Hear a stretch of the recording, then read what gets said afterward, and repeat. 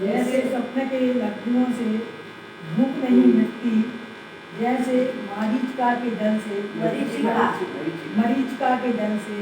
प्यास में नहीं बुझती, वैसे ही पर पदार्थों से सुखी नहीं हुआ जाता। यही सुखी होने का उपाय है, विश्वास करता है। स्वप्न में लड्डू खाए तो भूख क्यों नहीं मिटी, ये प्रश्न है। सपना जब आता है तो ऐसा लगता है साक्षात खा रहा है। ऐसा स्वप्न पता लग जाए तो जबकि खड़ा नहीं हो जाए। उनके जिम्मेदार सोच के भ्रम लिए साक्षात लड्डू खा रहा हो। अगर स्वप्न में भ्रम पता लग जाए तो उठ के बैठा हो जाए। भूख क्यों नहीं भरा? हाँ, भ्रम था, खाया तो ही नहीं। सपना ही था, सच्ची में नहीं खाया। क्योंकि दृष्टांत समझ में आएगा तो सिद्धांत समझ में आएगा कि इसमें भी जो पर पदार्थ है वो भ्रम ही है, भ्रम है, वो सपने जैसे ही है। क्योंकि सपने में वास्तव में उसने लड्डू को स्पर्श भी नहीं किया, खाली ऐसे कल्पना हो गई कि मैं खा रहा हूँ, स्पर्श थोड़ी किया उसने। करता तो भूख मिटती। हाँ, ये सपना ही है, ये सपना ही है। मैं शेर बन गया हूँ, मैं पुरुष बन गया हूँ, ये सब ये दीवा स्वप्न है। वो रात्रि स्वप्न था, ये दीवा स्वप्न है।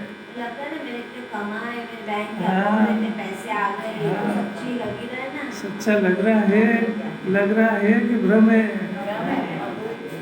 अब ये जो दीवा, ये रात्रि का स्वप्न नींद खुलने पर टूट जाता है, और ये दीवा स्वप्न जो है ना, ये सम्यक दर्शन होने पर टूटेगा। जब तक जो नींद नहीं है, दिन में जब तक करता है सपने, फिर रात को करता है। ऐसे सपने श्रीमद जी ने लिखा, स्वप्न टूटा और भोर भई, सुबह हुआ, सम्यक दर्शन हुआ, आँख खुली तो पता लगा कि मैं तो आज तक हो रही नहीं, मैं तो ज्ञान और मैं आनंद में बना हुआ था। कभी मैंने पर पदार्थ को स्पर्श ही नहीं करा, मैं तो कभी शरीर ही नहीं हुआ। ज्ञान नेत्र खुले जा। अब इस सपने को सच्चा मान रहा है, बस पीछे हो रहा है। अब ये स्वप्न टूटे कर ये जिम्मेदारी बहुत जगा रही, उसको मीठे मीठे लोरियाँ दे।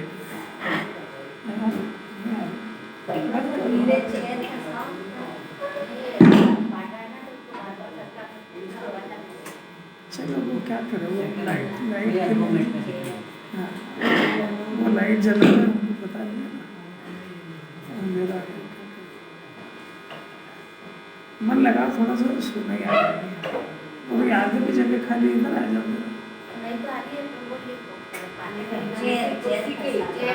चलो कोई बात नहीं।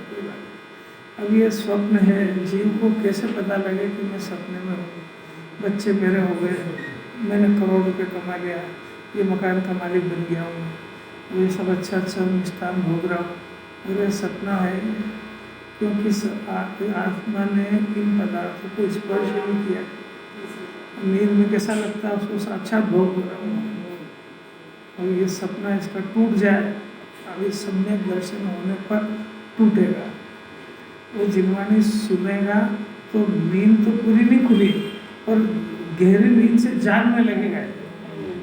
गहरी नींद से जागना शुरू हो जाता है ना, 4-5 बजे का आसपास का टाइम हो तो उसको लगने लगता है दिन उठने वाला, उठने वाले, जागने वाले। ऐसा है, बारम्बार ये जिनवानी सुनेगा तो उसको लगेगा, थोड़ा हिलेगा नींद में कि मैं तो ज्ञान स्वभावी आत्मा हूँ, जगत की देश कोई संबंध तो है नहीं मेरा, ज्ञाता हूँ, कोई पदार्थों को मैंने आज तक स्पर्श नहीं किया, किसी को होगा ही नहीं, कोई मेरे प्रॉपर्टी में बने ही नहीं, मैं तो सपने में ही जी रहा हूँ। सपने में ही लग गया कि मैं मर गया और खुद ही अपनी डेड बॉडी में जा रहा है। ये भी क्या हो गया है? कैसे कैसे सपने आते हैं। ऐसा लगता है सपने में लगता है कि बीमार हो गया, सपने में लगता है कि मैं ठीक हो गया। ऐसा भ्रम खेल गया उसको। हाथ भी नहीं हिला सकता है जीव। हाथ क्यों नहीं हिला सकता है? जो हाथ पुंजल जीव चेतन कैसे हिलाएगा? ऐसे ही मैं रोटी बना रहा हूँ, ये भी सपना है। और मैं बढ़िया से बढ़िया भोजन बना रहा हूँ, सपना है ये। प्यास नहीं बुझती। वैसे ही पर पदार्थों से सुखी नहीं हुआ जाता, क्योंकि वो होते ही नहीं ना, कल्पना थी बस। दिन उगा, कल्पना टूट गई। ऐसे सम्यक दर्शन हुआ तो कल्पना टूट जाएगी इसकी। अरे मैं तो कभी मरा ही नहीं, अनादि अनंत हूँ, ये मरता हूँ ये तो भ्रम हो गया था। अरे मैं तो इस विश्व के अंदर अकेला चेतन सत्ता हूँ, द्रव्य गुण पर्याय वाला हूँ, और द्रव्य गुण पर्याय अपनी मर्यादा को छोड़ के किसी दिए में जाते ही नहीं है। तो मैंने कुछ करा ही नहीं है उससे, ये तो भ्रम है कि मैंने कर लिया और उसने बिगाड़ दिया। ये नींद खुल जाएगी उसकी कब? जब उसको द्रव्य गुण पर्याय का विवेक जाग जाएगा। कब जगेगा? रोज जिनवाणी जगा रही है। अब यह ही कुछ सेंटेंस छूट गया इसमें, यह ही सुखी होने का उपाय है, विश्वास करो। अब ये मैंने कौन सा, ये जो रोज चल रहा है, रोज चल रहा है, रोज जिनवाणी इसी की बात कर रही है कि भाई जीव अकेला है, ज्ञान नहीं है। देखो ये सपने की बात चल रही, सपना तोड़ने की चल रही है। ये सपना ही है, क्या है कि जीव को राग द्वेष को दूसरा करा रहा है, सपना है। श्लोक है देखो 220, 3 लाइन हो गई थी अपनी। राग द्वेष रूप दोषों की उत्पत्ति होती है, उसमें परद्रव्य का कोई दोष नहीं है, एक लाइन नहीं पूछ रही। अगर राग द्वेष मोह का परिणाम यदि कोई परद्रव्य कराए, सुनना जरा, प्रतिक्रमण, प्रत्याख्यान और आलोचना, इन तीनों का प्रकरण खलास हो जाए। क्योंकि जब इसने करा ही नहीं है तो काय का तो प्रतिक्रमण, काय का प्रत्याख्यान और काय की आलोचना। वो तो कर्म में करा तो वो करे आलोचना, अब हम काय करे।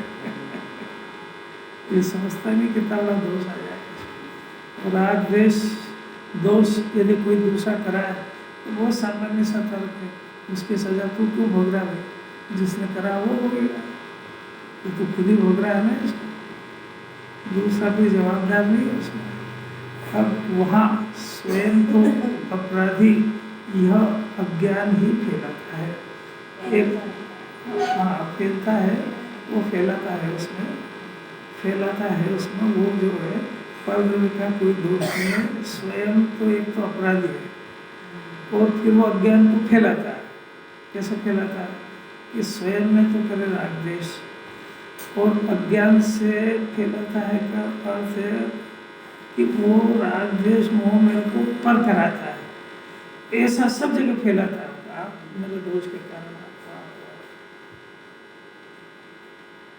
खुद ने कर्म भी ले लेना, पर में कर्म भी ले लेना, वो तो लेना ही है उसमें। पर बीते रोज बात चल रही थी, कर्म इसने यद्यपि इसमें कर्म नहीं देखे तो ये थोड़ा सा जिनवाणी जो पढ़ता है ना, तो थोड़ा स्थूल तो ज्ञान करीब बहुत सारे जैनियों को हो गया है कि हमारे साता वेदनी का उदय है, असाता वेदनी, पहले वो समझता नहीं हो कुछ भी, पर ऐसा तो बोलना तो सीख ही जाता है कि इनके तो बहुत पुण्य का उदय है, इनके तो बहुत पुण्य के ठाक है, और इनके अभी असाता का उदय, ये खुद भी कहने लगता है अभी हमारा क्या करें, क्या पता किस असाता का उदय चल रहा है, तो कहने तो लगा ही रहता है। अभी कोई भाव थोड़ी समझता है, और भाव समझने का प्रयत्न करें तो ज्ञान आगे बढ़ जाए, स्वप्न में से जाग जाए। फिर साता कोई इससे पूछ ले, कोई पूछता भी नहीं, कौन पूछे, किसको अकल हो जाए कि भाई तूने साता का कोई कर्म देखा है क्या? वो जो अनुकूल सामग्री ला के देता है, तो तू दुखी हो रहा है तो असाता का कोई कर्म या उदय तूने देखा है क्या? वो कहाँ है, किस देश में रहता है, वो कैसे वो सामान ला के देता है, देखा है क्या कभी? तो ऐसे हवा में बना करता है क्या? साता का उदय हो, साता का उदय हो गया, उसके साता का उदय, सब अज्ञान ही अज्ञान खेलते जा रहे। अब देखो बहुत अलौकिक बात है, स्वयं अपराधी है और ये अज्ञान कहलाता है। इस प्रकार विदित हो और अज्ञान अस्त हो जाए, ये अज्ञान अस्त हो जाए और ज्ञान में तो ज्ञान मैं हूँ, ऐसा ज्ञान का उदय हो जाए। चाहती अज्ञान अस्त हो जाए और सम्यक ज्ञान का उदय हो जाए। सम्यक ज्ञान का उदय हुए बगैर इसको जगत की वस्तु व्यवस्था समझ में नहीं आ सकती।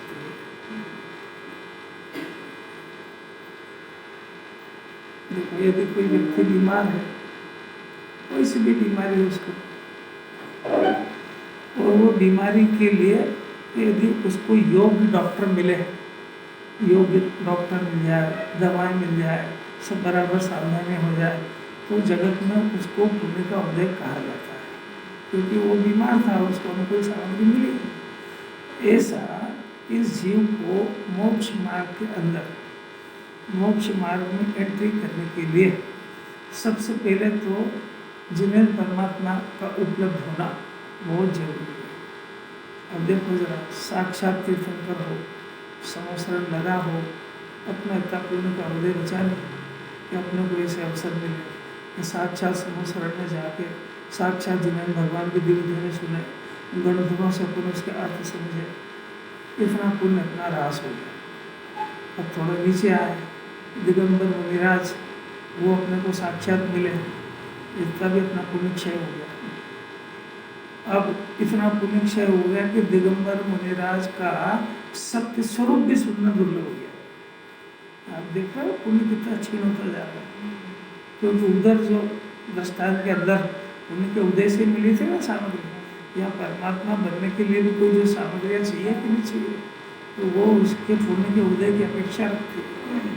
अभी ये प्रकरण नहीं कि जब मिली थी तब क्या कर लिया आपने, इसीलिए तो दिन देख रहा है, नहीं आ रही समझ में।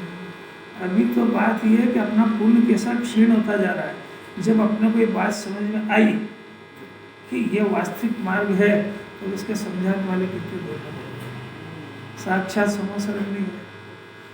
और साक्षात जिन्हें भगवान की प्रतिमा, ये भी कितनी दुर्लभ है, कितने लोगों को विश्व में प्राप्त है।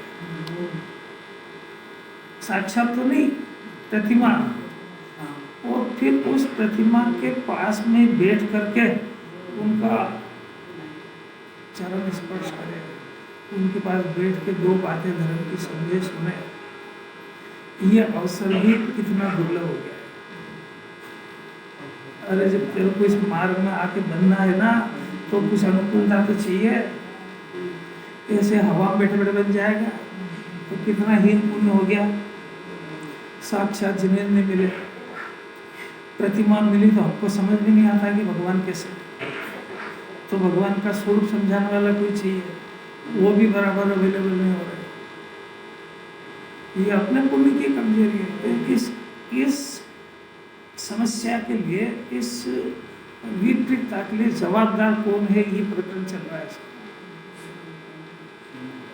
जवाबदार इसलिए है कि अवसर आज भी ऐसा दुर्लभ हुआ, पहले जब सुलभ थे तो तुमने क्या निहाल करा, इसलिए आज ये दिन देखने को मिल रहा है। अगर उस समय ये ज्ञान छेद जाता तो आज यहाँ काय को भटकता है। समझ में आ रही बात है। जब इसके पास सारे अवसर थे तब इसने अवसर खोया ना, इसलिए तो आज ये दिन देख रहा है। साक्षात समोसरण है नहीं, जिन्हें भगवान की प्रतिमा भी बहुत दुर्लभ है। अब हम जिन्हें भगवान की प्रतिमा के आधार से उनका वास्तविक स्वरूप समझने का प्रयत्न करें तो कोई समझाने वाला नहीं है। अपनी बुद्धि इतनी विपरीत हो गई कि वो प्रतिमा को देख करके वो भगवान का स्वरूप निकाल ही नहीं पा रहे, ज्ञान में बैठे ही नहीं पा रहे। अब फिर चलते फिरते सिद्ध भगवान जैसे मुनिराज, वो तो मिलना दुर्लभ हो ही गए बहुत, पर अब उनका स्वरूप समझाने वाला भी कोई नहीं चाहिए। वो उनका मिलना और उनका स्वरूप समझना एक ही बात है। उनके स्वरूप को समझ करके श्रद्धा करना, यही दिगंबर मुनिराज की श्रद्धा है। कोई सामने और उनको मानना ये कोई श्रद्धा नहीं है। बात समझ में आ रही है कुछ? ये अपनी विपरीतता बता रहे हैं कि ये जो अपनी विपरीतता है, आज जैसे खाने का नहीं, पीने का नहीं, अनुकूलता नहीं, तो कौन जवाबदार है? असाधा कर्म तू नहीं बांधा है ना, तू खुद ही कह रहा है ना असाधा का उदय, तो बांधा किसने? इसी ने बांधा, तो यही जवाबदार है। ऐसे कैसे ये जो प्रतिकूलता मिल रही है, या ना मोक्ष के मार्ग को समझने के लिए प्रयत्न कर रहे हैं, तो कोई साधन नहीं है हमारे पास, कोई साक्षात समझाने वाला नहीं। इतनी दुर्लभता है मुनिराज का स्वरूप। अब मुनिराज बनने के पहले पंचम गुण स्थान होता है, तो आखिर उनका अंतरंग बहिरंग कुछ समझेगा जब तो वो भूमिका को प्राप्त करेगा। और जिनवाणी ने तो लिखा है पर समझ में नहीं आता पंचम गुण स्थान वाले का स्वरूप, क्योंकि जो मिलता है उसको मान लेता है। फिर अब सम्यक दृष्टि बनते हैं उसके पहले प्रोसेस है पूरे, पहले सम्यक दर्शन होता है, फिर अणुव्रत होते हैं, फिर महाव्रत होते हैं, फिर भगवान बनते हैं। तो इस रास्ते में गुजरने के लिए इनका स्वरूप तो समझना पड़ेगा कि नहीं समझना पड़ेगा। तो अब उसके लिए चौथे गुण स्थान क्या होता है, सम्यक दर्शन क्या होता है, आत्मानुभूति के बगैर सम्यक दर्शन नहीं होती है, तो आत्मानुभूति क्या होती है, ये समझाने वाले भी कितने दुर्लभ है। यथार्थ वक्त ही मिलना दुर्लभ, कोई की जवाबदारी नहीं है। इस जीव में ये चांस मिले थे, वो खोए हैं, उसकी सजा है। और अब भी इसके पास ये चांस है कि जितनी पूंजी अपने पास हो उससे अपना छोटा सा व्यापार कर ले। बहुत बड़ा बड़ा सपना काय को देखता है, अपने पास 1000 रुपये की पूंजी, 1000 रुपये का व्यापार कर ले। मैंने अपने पास जो मतिशुद्ध ज्ञान है, अब वो है भी होगा ही, तो अब उस होने में भी जो थोड़ा बहुत काम कर रहा है उससे काम करना पड़ेगा, और तो कोई रास्ता नहीं। बार बार बड़े व्यापार के सपने देखें, बड़े बड़े व्यापारियों की बातें करें, उससे अपनी दुकान नहीं चलने वाली है। कुछ दृष्टांत समझ में आ रहा है कि नहीं आ रहा है? दिन भर बैठ के और बड़े बड़े व्यापारियों की बातें करें, जन अरहंत सिद्धि और आचार्य की इनकी बातें करें, अपने ठिकाने ही नहीं कुछ भी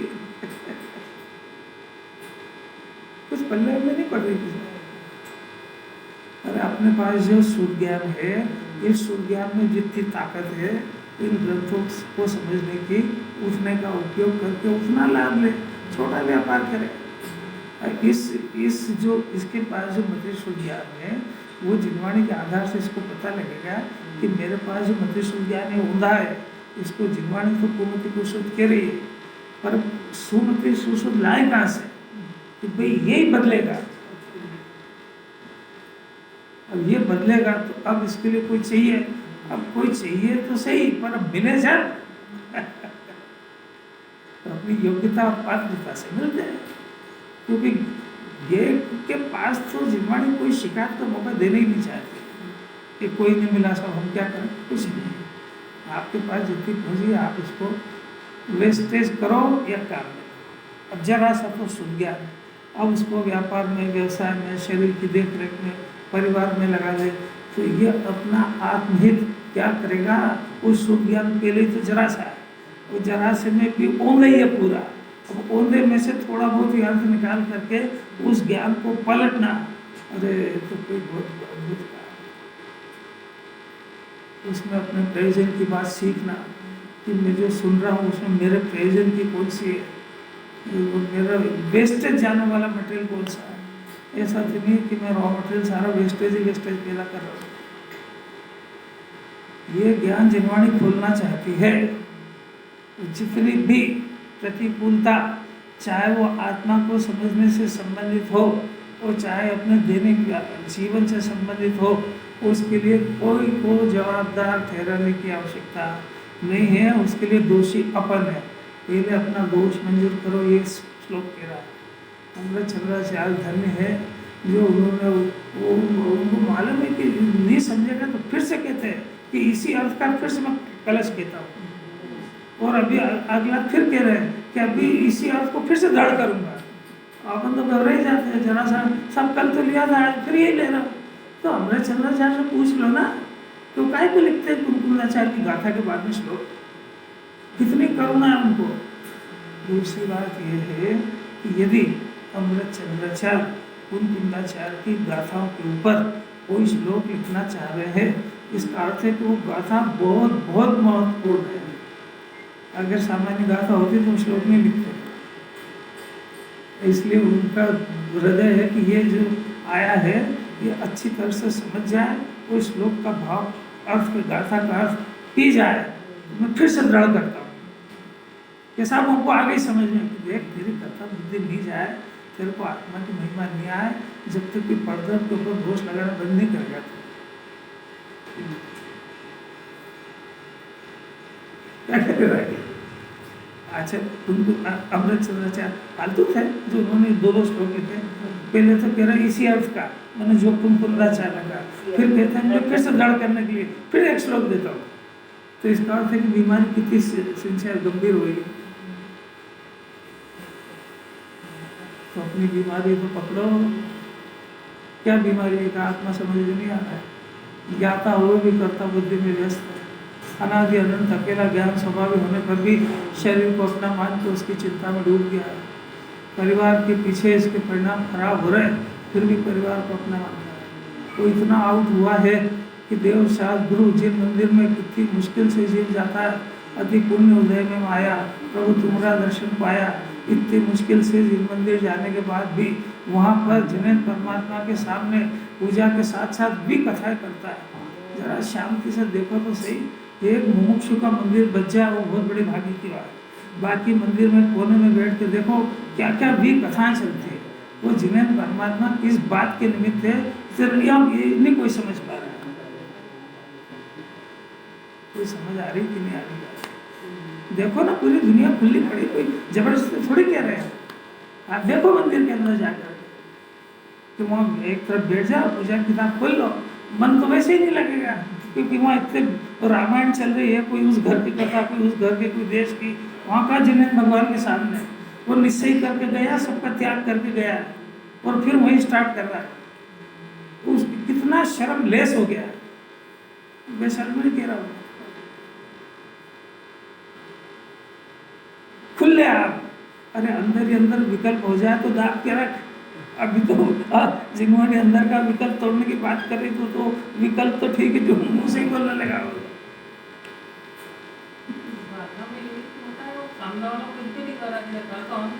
ये आपको ये समझाया जा रहा है कि अपने को ये विपरीतता के प्रसंग मिले, अपने को वहाँ पे अनुकूल वातावरण नहीं मिला, इसके लिए जवाबदार कौन है? और ऐसे वातावरण में वहाँ इसका मन लगना बहुत मुश्किल है। आपको इतना पूजा करने वाला या शास्त्र पढ़ने वाला इतना विवेकशील मिल जाए कि मेरे जोर जोर बोलने से किसी 4 जनों का माइंड डिस्टर्ब हो रहा है, इतनी समझ उसको नहीं है।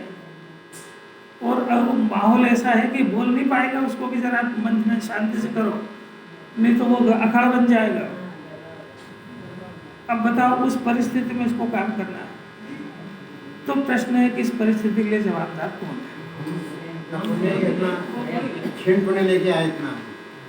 हाँ, ये कितनी अलग की बात है। ये सब समझने की बात है, कोई विश्लेषण की बात नहीं इसमें। और फिर अगर इतना है तो अभी आप क्या कर रहे हो, ये दूसरा प्रश्न।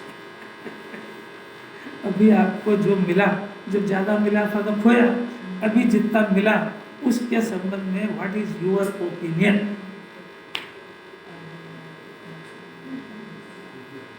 कोई पूछ नहीं रहा हूँ, तो सोच जिनवाड़ी सोचने विचारने का पॉइंट दे रही है।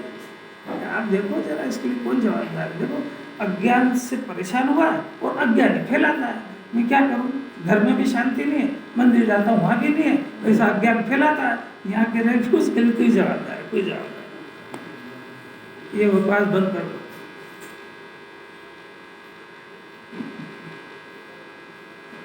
इस प्रकार विदित हो, जिनवाणी बार बार कह रही है शरीर संयोग है, कर्म के हृदय की प्रॉपर्टी है, राग आदि का परिणाम आश्रय तत्व है, निरर्थक है, इससे पदरूप कुछ होता नहीं है, जीव की शांति को भंग करता है। और ज्ञान स्वभाव आत्मा, ज्ञान का ढेर, ज्ञान का ढेला बना हुआ ज्ञान, मेड इन ज्ञान, ऐसा चेतन तत्व वो अपने आप को समझ जाए कि मैं ज्ञान हूँ, वो इन दो की अपने अंदर से इकट्ठी कर दे। कौन सी दो की? सुना भी कि नहीं सुना? नहीं सुना? कोई नहीं सुना? क्या बोला? अरे यार, अब बच्चे ने तो नहीं सुना, क्या सुनते हो फिर? इतनी महत्व की बात ही नहीं सुनते। अरे शरीर और राग इन दो की अपने ज्ञान में इकट्ठी कर दे कि ये दोनों ज्ञान के गे हैं, पर इसने गलती से स्व मान लिया। इसने राग को उपादेय जान लिया, शरीर को स्व जान लिया। इतनी सी गलती में अनंत काल भटक गया है। ऐसी महत्वपूर्ण बात भी नहीं पकड़ पाते यार। द्वादशांग आ गया इसके अंदर। भाई लिखा तो इसमें है, उसका फर्म को निकालना चाहिए। शरीर रहेगा संयोग में आनंद के लिए कोई दिक्कत थोड़ी है, मनोराज के लिए। रागादि का परिणाम बुद्धिपूर्वक छठे गुण स्थान तक मनोराज में भी रहता है। जिनको नमो लोहे सौ सावनम में पंच परमेष्टि में शामिल कर लिया, उनके भी राग रहता है। उस राग से कोई दिक्कत थोड़ी है। पर शरीर और राग के बारे में उस जीव की ओपिनियन क्या है, जैसी ओपिनियन जिन्होंने इस जीव की बनवाना चाहिए। और जिन्हें परमात्मा के पास परम औदारिक शरीर है, तो भी अपना नहीं मानते। उसके पास औदारिक के मलमूत्र का ढेर, जहाँ देखो वहीं से बदबू मारे, तो भी क्योंकि मेरा छूटना नहीं चाहिए। देखो तो सही है। औदारिक को परम औदारिक दो ही पुद्गल है, मतलब जाति से देखते हैं। कैसी अपूर्व बात। पुण्य का परिणाम कैसे ही हो, घूमने के भेद का हो, राग कैसे ही हो, वो राग जिन्हें परमात्मा के वचन तो देखो। यदि घर पे पुत्र या कोई भी हो, जो भी हो, उसके पत्नी बच्चे वगैरह सब उसकी इच्छा के अनुसार चले, तो उसको राग का परिणाम करना होगा।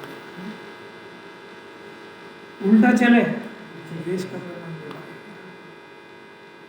अब यदि वो अनुकूल चल गए तो इसको कभी भी वैरागी की बात नहीं आएगी। वो राग इसको फंसाने का क्या नहीं करेगा। जिन्हें परमात्मा की सुन, वो कह रहा है कि तेरे पुत्र का राग तो ठीक, यदि तेरे को मेरे प्रति भी राग होगा तो संसार घुमाएगा। दो ही अंतर समझ में आया। उसको बच्चा अनुकूल चले तो कितना अच्छा दिखता है, और पर वो अनुकूल प्रतिकूल वो बाहर का बैठा। ये जो राग उत्पन्न हो रहा है, ये राग जो उत्पन्न हो रहा है, यानी इच्छा जो परिणाम पैदा हो रहा है, ये साक्षात भगवान मुक्ति के विधाता उनके पीछे भी होएगा तो चार गति घुमाएगा जीव को। तो राग के स्वरूप का विचार करो, संयोग का विचार मत करो। तो ये राग अच्छा हो सकता है घर गृहस्थी का, बच्चे का।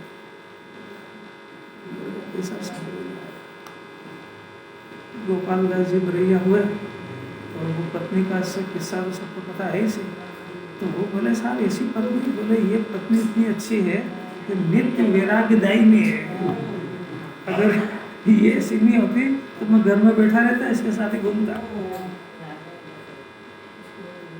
तो ये अच्छा है कि मेरा वहाँ जाने का मन ही नहीं होता। किसी के की बात है, ये ज्ञानियों का चिंतन है। अपन तो क्या कैसा कर्म क्या है, अब आगे ऐसी पत्नी मिली, बच्चे मिले, ऐसा वैसा वैसा, इतना अच्छा है। क्योंकि ज्ञानी को पांच इंद्र के विषय में सुख है नहीं, वो तो वैसे छोड़ना चाहता है, तो वहाँ भटकना है नहीं। और अब जो है ये अगर थोड़ी सी ज़्यादा अनुकूल चलती तो वहाँ बैठा रहता, तो अब उसकी बजाय कम से कम यहाँ तो आ गया। फिर से प्रश्न कर रहा हूँ, ध्यान से जवाब देना कि वो उनको पुण्य के उदय मिले कि पाप के उदय? अच्छा, आप अपने घर में देख लेना, उदय तो उदय ही है?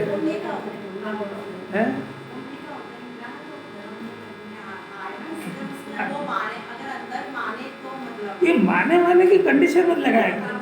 आप तो एक बात बोल दो बस, पुण्य का उदय पाप का, किनके वो अनुकूल नहीं मिली उसमें।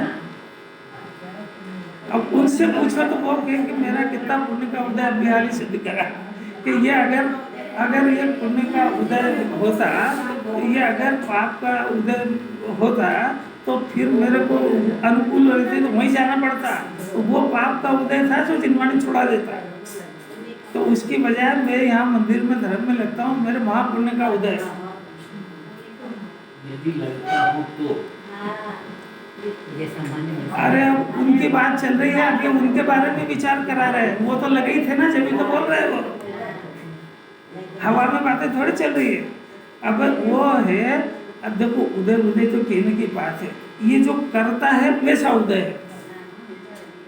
अब समझ में आया? मैंने उस पुरानी बात छोड़ दो, अभी अगर ये पाप कर रहा है तो पाप का उदय, अभी पुण्य कर रहा है तो पुण्य का उदय, अभी धन को भोग रहा है, बोलो कौन सा पाप का उदय कि पुण्य? अरे अभी धन को भोग रहा है, मिलना नहीं कह रहे हैं, भोगना पुण्य का उदय है।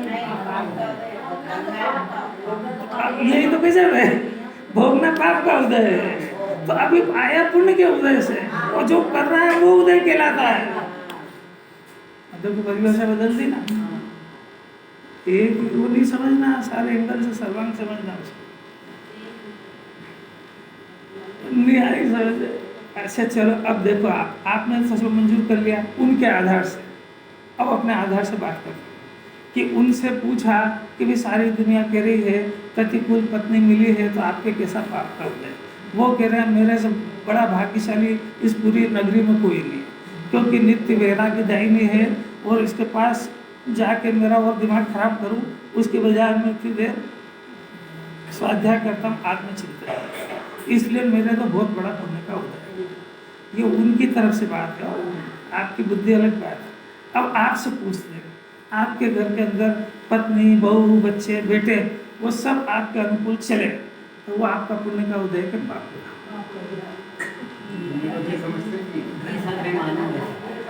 जैसा वैसा है, कंडीशनल बात नहीं चलती है। आप अपना कलेजा टटोल के बताओ कि वो यदि प्रतिकूल चलता है तो आपको पुण्य का उदय लगता है कि पाप का? अरे अभी भी समझ में नहीं आ रही।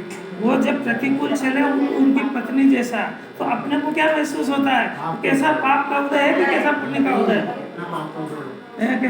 दूसरे के बाप, दूसरे के पुत्र अगर अच्छे चलते हैं तो अपन बोलते हैं उसका पुण्य का उदय है। देखो उसका कितना अच्छा बहू मिली है, कितना अच्छा बेटा मिला है, बोलते रहते हैं, बोलते हैं ना। तो ये ज्ञानियों, मेरा समझाने का अर्थ ये है कि ज्ञानियों से कितना उल्टा चिंतन है इसका। इसको प्रतिकूल मिले तो इसको ये अवसर है कि तू धर्म में लग जा, तो उसकी बजाय चिल्लाया करता आपके गाँव में कि कैसा पाप का उदय है, कौन सा पुराने जन्म में ऐसा करा था, ऐसे बहू मिले, ऐसे बेटे मिले, ऐसे मिले, ऐसे मिले। तो ज्ञानियों से कुछ सीखना भी है कि खाली उनकी टीका टिप्पणी करना है। पुण्य का उदय यानी सारी अनुकूलता मिले तो 5 इंद्रिय के भोग सूझते हैं उसको, तो वो पुण्य का उदय इसको नरक भेजने के लिए मिला है। तो पुण्य का उदय मिला कि इसकी बुद्धि भ्रष्ट हुई, इसका नाम है अज्ञान को खेला था।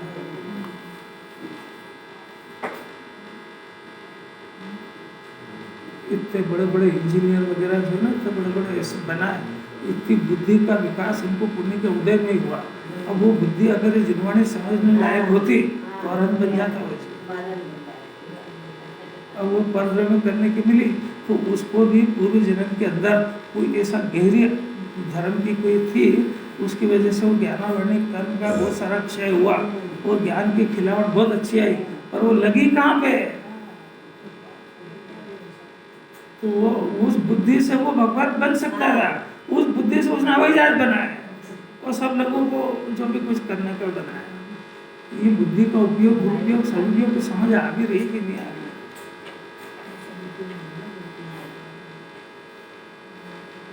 देखो मैं तो ज्ञान हूँ ये सिद्ध करना है।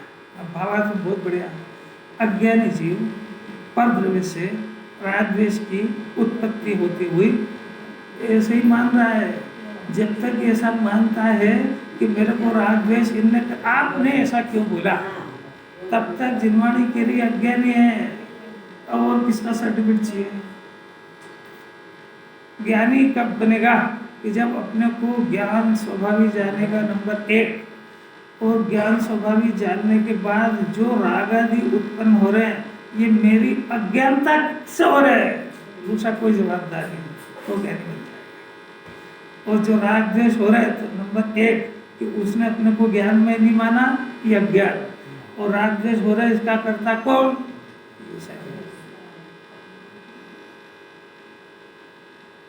घर में था तो घर वालों से परेशान था, अब हम मंडल बना लिया, संघ बना लिया, तो उसमें शांति आ गई क्या उसको? कभी देखे नहीं है किसी ने नाटक उनके? वो घर गृहस्थी से ज्यादा खराब दशा है वहां पे। संघ का संघ है। अब एक जन के तो पांव पूजे जा रहे हैं, दूसरा बेचारा चपरासी जैसा घूम रहा है, और उसके दिल है तो जीव वो भी संघी पंचायत है, उसके ऊपर क्या बीत रही इसकी कल्पना नहीं किसी को। अब क्या ज्यादा मैं समझ जाओ सर, जीव अंदर से दुखी है, वही अंदर से उसके परिणाम हो रहे हैं। अज्ञानी जीव की परिभाषा, अज्ञानी शब्द हटा करके पढ़ो। जो जीव परद्रव्य से राग द्वेष की उत्पत्ति होती है ऐसा मानता है और परद्रव्य पर क्रोध करता है कि इसने मेरे को राग द्वेष कराया है, वो जीव अज्ञानी है। अपनी तो गिनती नहीं है ना उसमें। है ना? राग द्वेष के लिए मैं ज्ञान लगा लूं तो क्या परसे मेरे को ज्ञान होता है तो भी अभी बीमारी राग द्वेष की चल रही, ज्ञान भी कहाँ ला रहे हो आप? मैं राग द्वेष के लिए ज्ञान मान लूं जो ज्यादा कुंडाचार्य को सलाह दिया ना ये कि तुम मान लो तो आप ऐसे लिख देते। अरे वो छोड़ो, अरे वो प्रकरण अलग है, वो ज्ञान की बात करेंगे, वो मिथ्या दर्शन का दूसरा भेद है। अभी राग द्वेष से तो निपटो। अभी दुनिया के अंदर जैनियों की बात कर रहे हैं, ये भगवान वीतरागी है ऐसा कितने लोग समझते हैं। अभी तो ऐसा लगता है कि एक मुझे माता जी आई हुई है और जो भी आते तो जिन्हें परमात्मा 3 लोग के नाथ विराज थे, उनके पूजा चल रही, कलश चल रही है, उसको रोक करके और उनको नमस्ते करने आ जाते हैं। अरे जिन मंदिर के अंदर जिन्हें भगवान का मंदिर है वो मंदिर ही पारसनाथ महावीर का, तो उनके नाम से मंदिर है ना, तो 3 लोग के नाथ है ना, उनसे बड़ा कोई होता है क्या? मंदिर के अंदर किसी से भी जय जिन्हें और चरण स्पर्श नहीं होता है, उसमें इतनी मर्यादा ही नहीं पता। जो भी कुछ करना हो मंदिर की सीमा के बाहर करो। यहाँ तो सिर्फ और सिर्फ जिन्हें देव का शासन है और वही इसके मालिक है। उनके अलावा किसी की भी थोड़ी भी विनय उनकी माँ विनय है। इसका फल कहाँ भोगेगा? इतना नहीं समझता, क्योंकि ज्ञान की बातें चलना बंद हो गई दुनिया समाज में। बस क्रिया की तरफ झोंक दो, ये करो वो करो, ज्ञान नहीं तो टोटल बंद है। विवेक का विवेक कुछ पता नहीं उसको। माता जी समझा सकते थे। माता जी को ही तो मजा आ रहा है, वही तो समझ रही है कि माता जी खुद ही समझ रही है कि मेरे से बड़ा कौन है, और बल्कि आशीर्वाद दे रही है। उनको सच्चा स्वरूप हो तो उनको मना करना चाहिए ना कि यहाँ जिन्हें भगवान के मैं भी दर्शन करने आई हूँ, आपको ये नहीं करना चाहिए, पहले भगवान की पूजा करो, ऐसा खुद को बोलना चाहिए। पर कुगुरु और किसको कहते हैं? डांट पड़ जाए तो सब करने लग जाए, पर कोई सब करता थोड़ी। हर पर उनको खुद को नहीं मालूम ना अपना स्वरूप।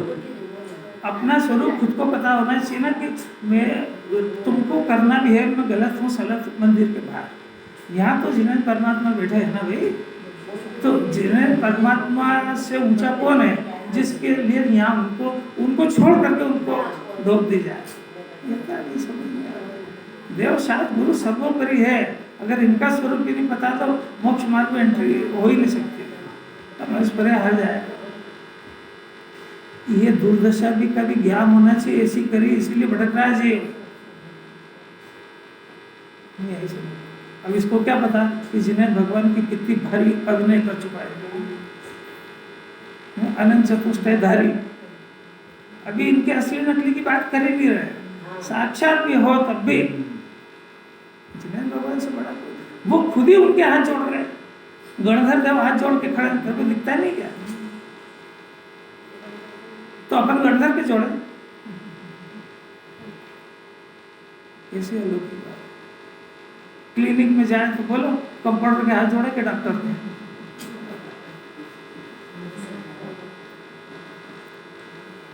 देखो भी अभी मौका है अज्ञानी से ज्ञानी बनने का। अगर ऐसा काम करता है कि राग द्वेष उत्पन्न तो हो रहे हैं, पर ये करा रहे हैं, ये मेरे को राग द्वेष कराते हैं, तो फिर क्या करेंगे? इनको दूर करो।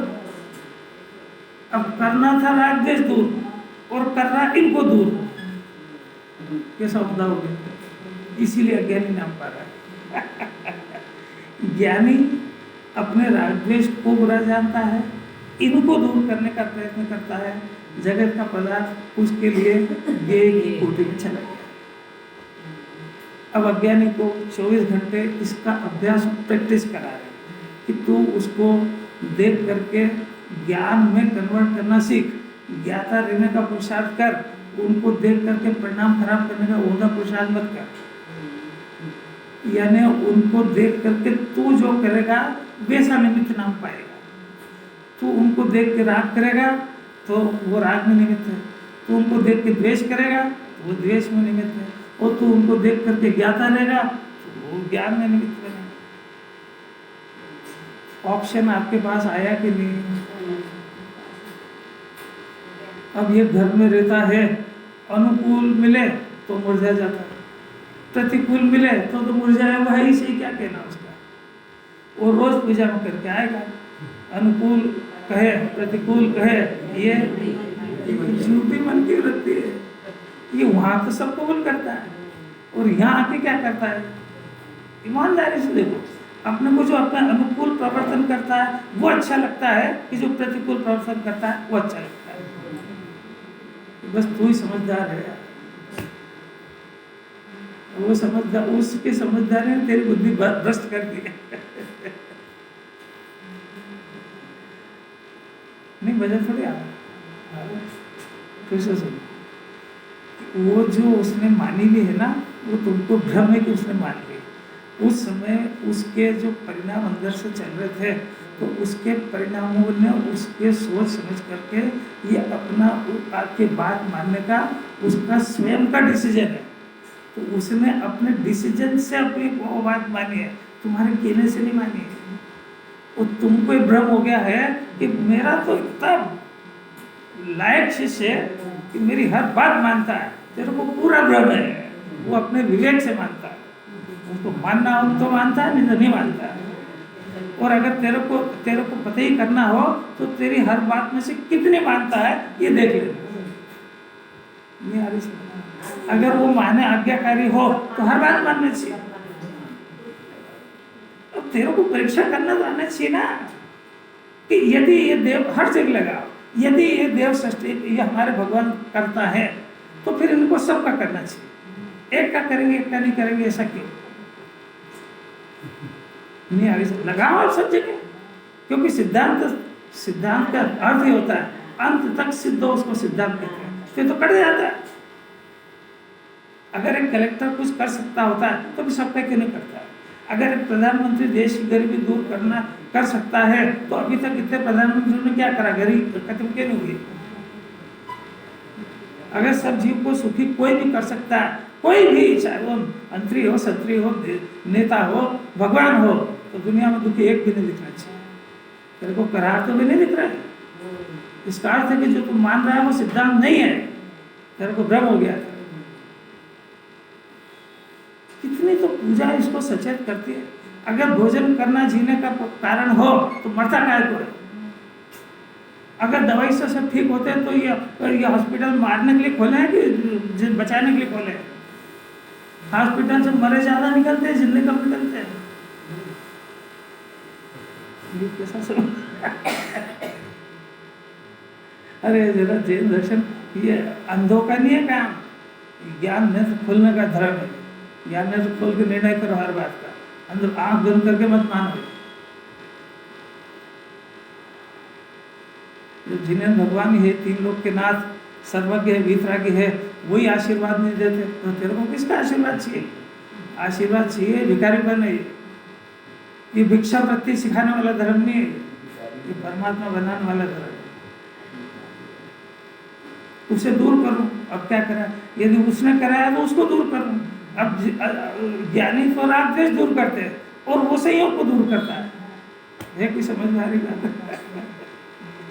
ऐसे देखो, इसको अज्ञानी कहा। ऐसे अज्ञानी को समझाने के लिए देखो, पूरी जिनवाणी ये कह रही है, ये समय साथ ये ग्रंथ अज्ञानी के लिए लिखा है। ऐसे अज्ञानी को समझाने के लिए आचार्य उपदेश देते हैं।